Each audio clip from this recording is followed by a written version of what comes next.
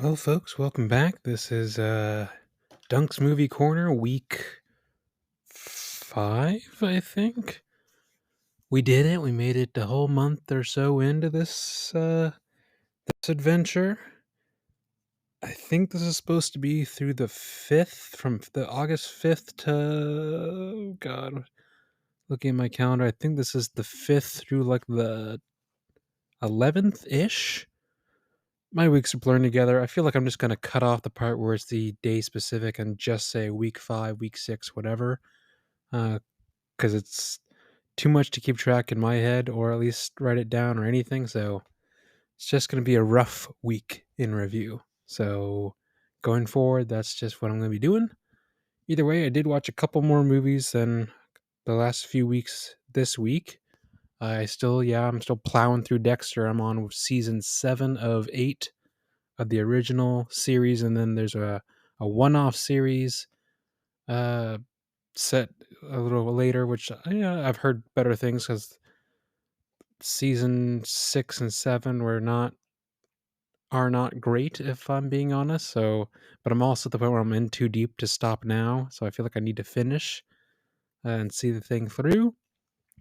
So I'll finish that, but in the meantime, this last week, movie-wise, a lot of them were only in the last couple days, so the majority of the week was either Dexter or nothing, because I've just been swamped with work or friends, family, whatever it may be. The dog, who's sitting next to me staring at me with a toy in his mouth because he wants to be a part of this, but sadly, he cannot.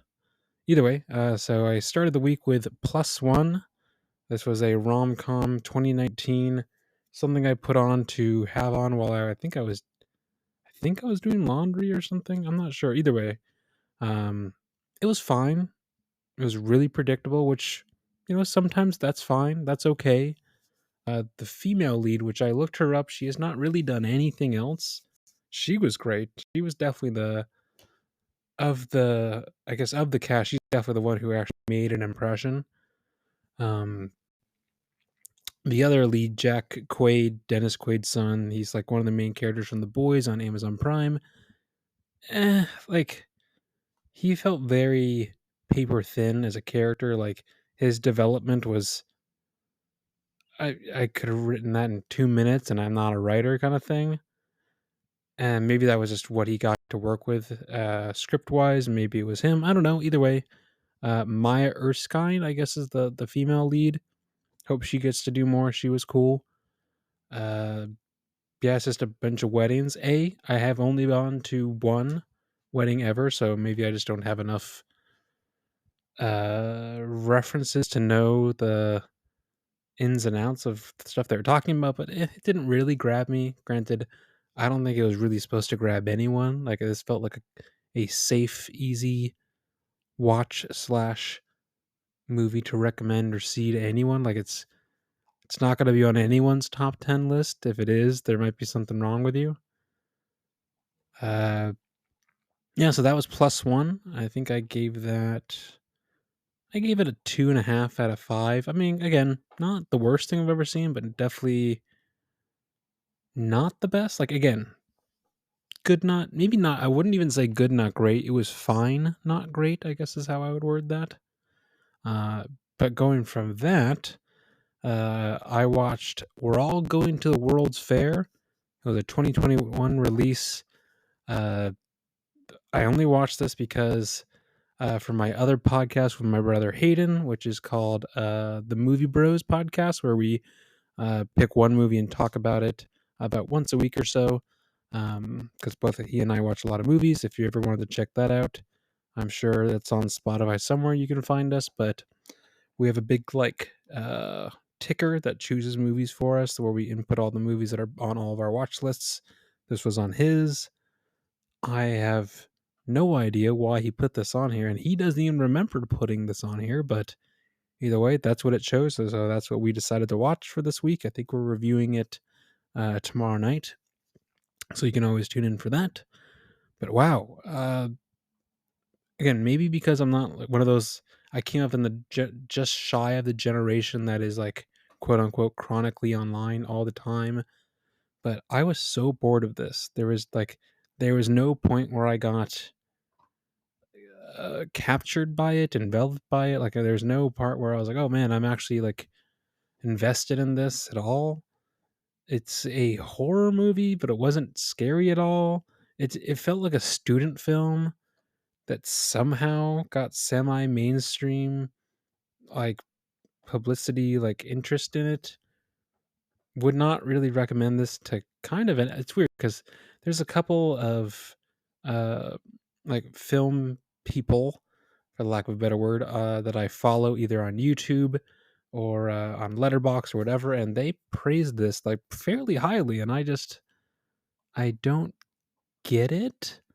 Um, for context, the whole Dunks movie corner, the idea is like an amalgamation of uh, what I watched this month, which is something that Karsten Runquist does. He's I would say fairly well known letterbox person, as well as he has a great YouTube channel. If you ever have an interest, check him out. That's kind of how I got more encouragement to get more into film.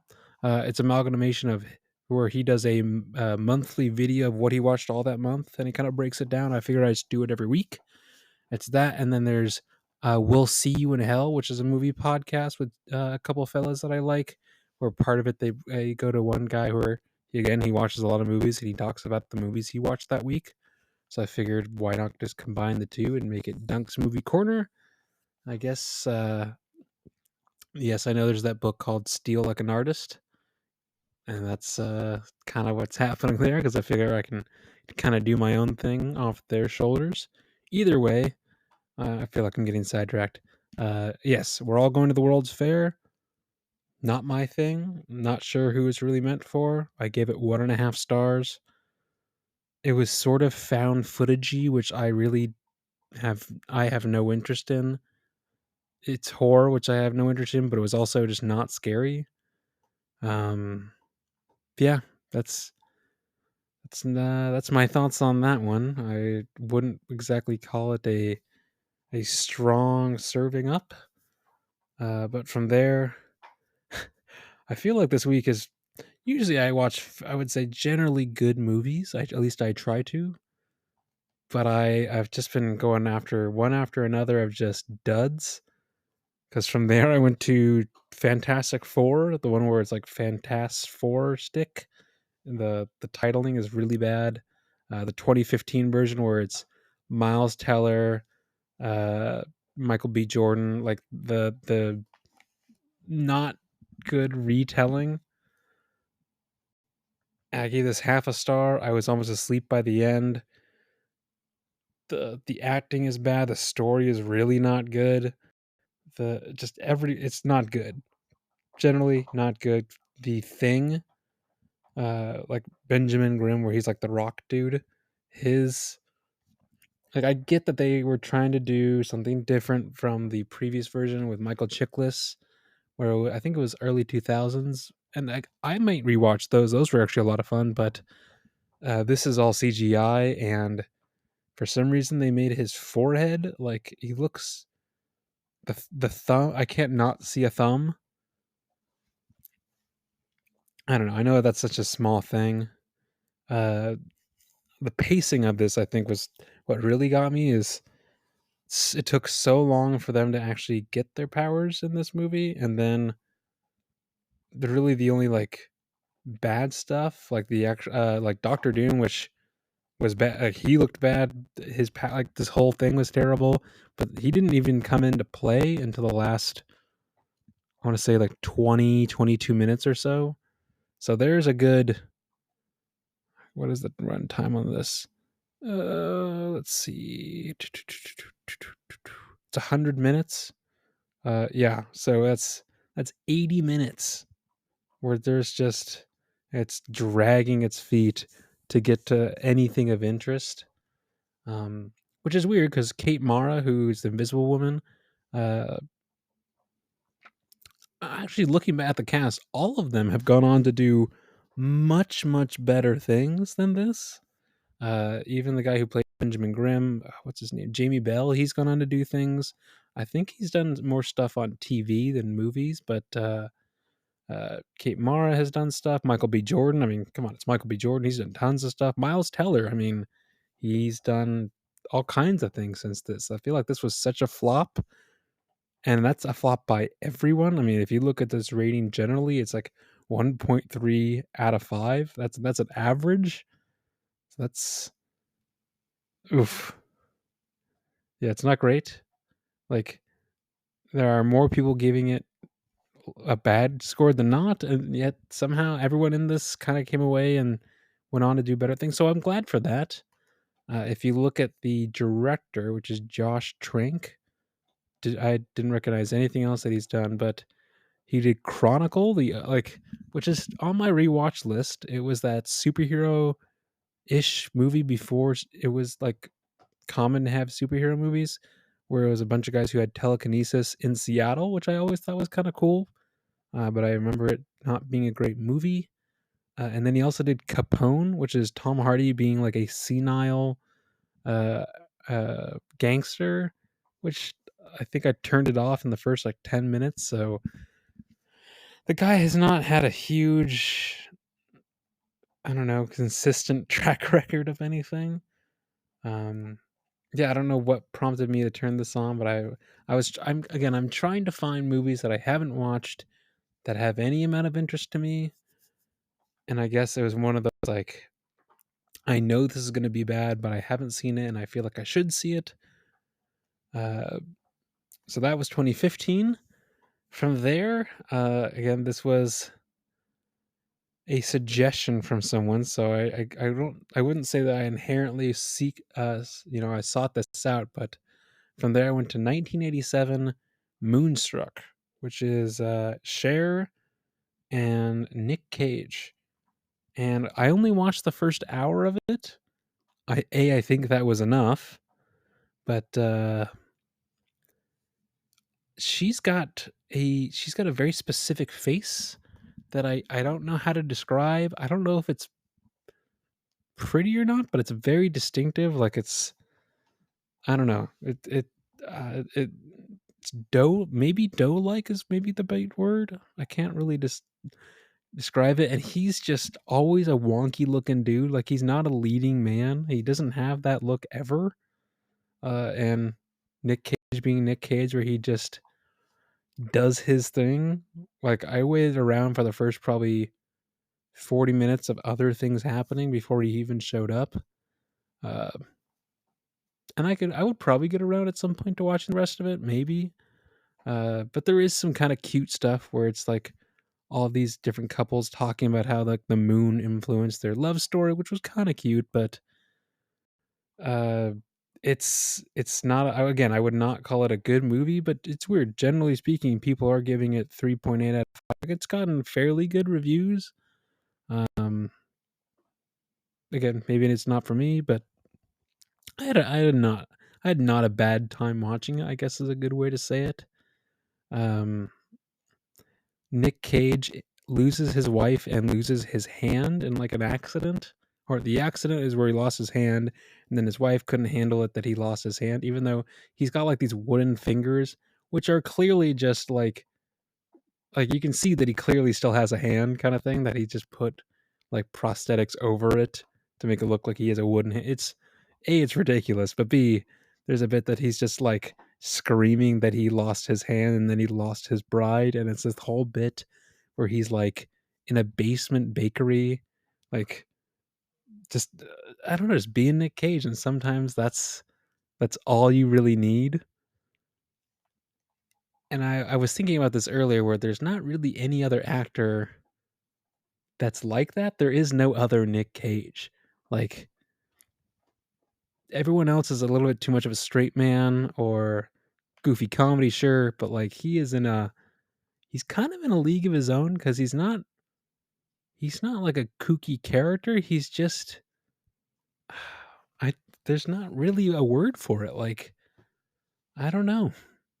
I'm glad that he is an actor. I can't imagine him doing anything else with his life. Like if he was out trying to sell used cars, being Nick Cage, I don't think that would work very well. But Either way, that was Moonstruck. That was a ride. I think I gave it what did I give this thing? 2 stars, which mm, maybe if I excuse me.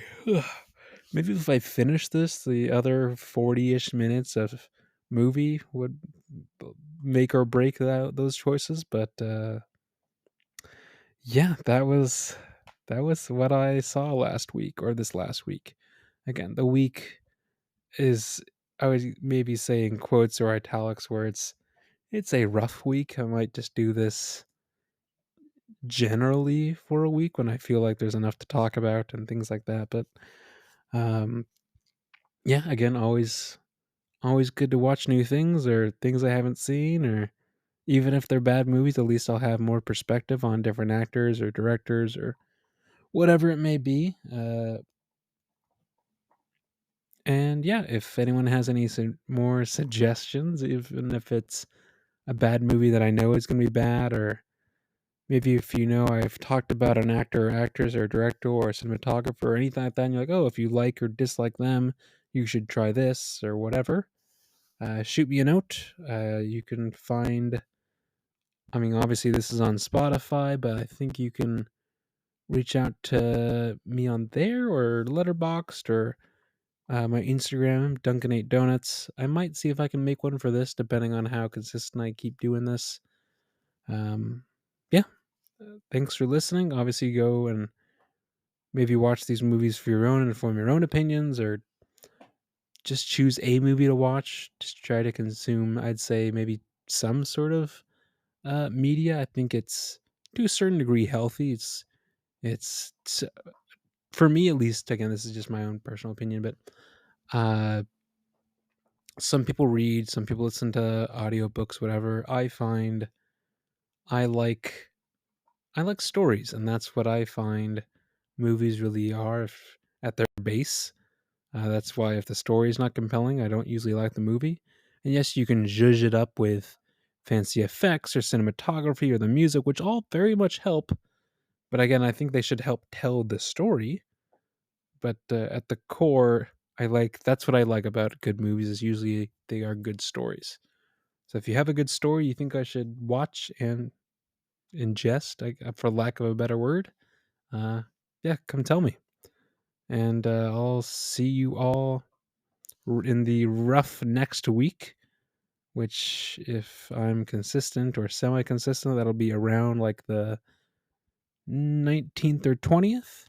And like I said before, if you want to hear other, perhaps more crazier conversations, not just me rambling for 15, 20 minutes every week, check out the Movie Bros podcast. That's myself and my brother Hayden.